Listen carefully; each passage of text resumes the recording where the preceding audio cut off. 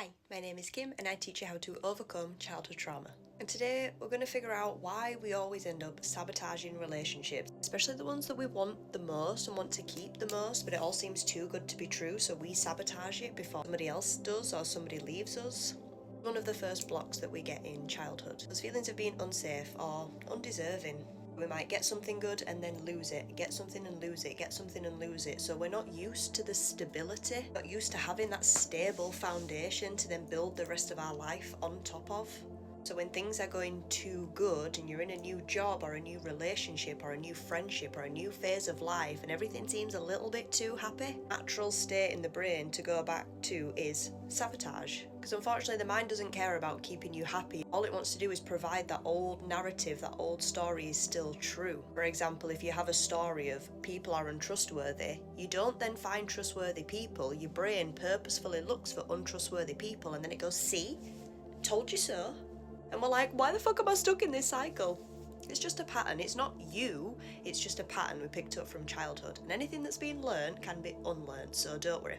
This is what we're doing today. Obviously, you would never consciously choose to do this, to sabotage the happy times, the good times, of when it feels familiar to you. Familiarity is safety. So it's safer to just end things before it gets too good, before we get too emotionally attached and what if it just gets ripped out of our hands anyway? And I did this for so long. So I'm telling you, I have now been in a very stable, loving relationship for 5 years. Normally I wouldn't last 6 months. I have unlearned these fearful, sabotaging tendencies in my brain. But because this is a childhood block, the brain goes, remember when you felt this fear before?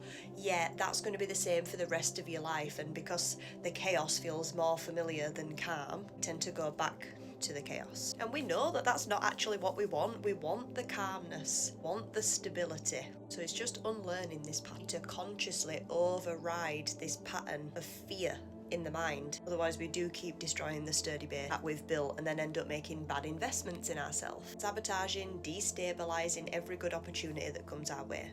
Because you deserve every single good thing that happens to you. You don't have to earn it. You don't have to do anything to get it. You deserve it because you are born, because you have a heart beating in your chest, because you are love.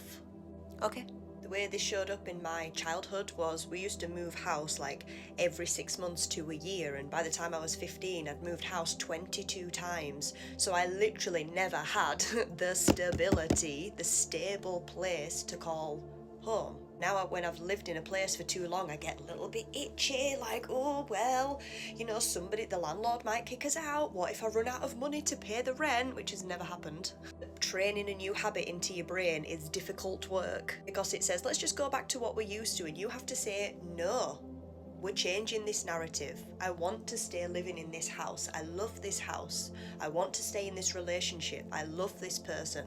I want to stay in this job. I love this job. Hopefully you love your job. But there's always this sense of urgency when we have this destabilizing force or this fear of abandonment. I talked about this on TikTok the other day. Go check my TikTok. Especially if your parents got divorced when you were a child, you'll most likely have this fear of abandonment. Well, dad left mum and mum left dad, and it's my fault, because the child always blames themselves, and it's never ever the child's fault. If this is something you've been blaming yourself for, answer me this question.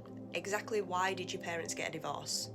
If you don't know the answer, go and ask them or ask a different family member, because I promise you, it's not you. Parents have very serious adult problems that we don't realise as a child. But if you believe the parent left because of you, you will then believe that every partner you have is going to leave because of you. And that's untrue. You are a very loving, trustworthy person. Just this fear blocks you from seeing the good in yourself. Seeing the reason why somebody would want to stay with you. Why are you a good person? Why would somebody want to stay with you?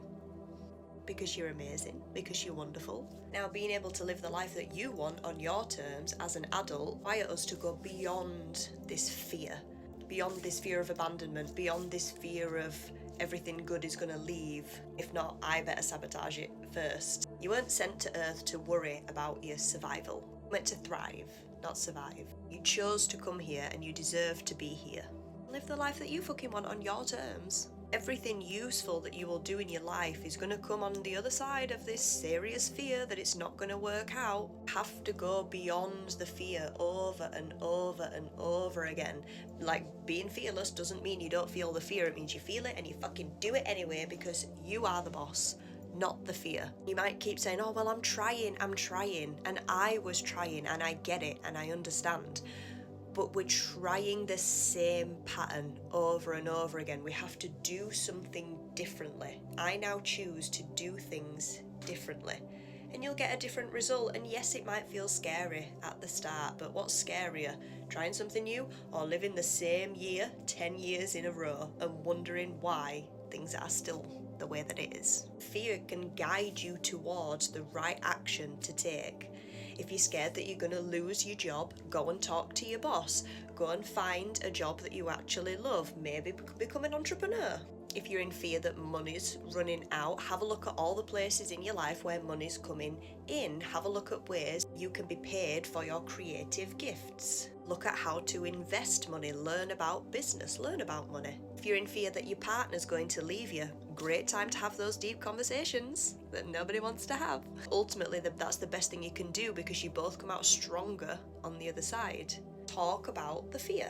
Talk about what you do want to happen in this relationship. So where in your life can you take action and say, I now choose to do things differently. I'm going to change my life and stop sabotaging, because I deserve all the good things that happened to me. The bad things that happened were just in service of my growth and journey. Let me know any questions that you have in the comments and I will come back and answer them.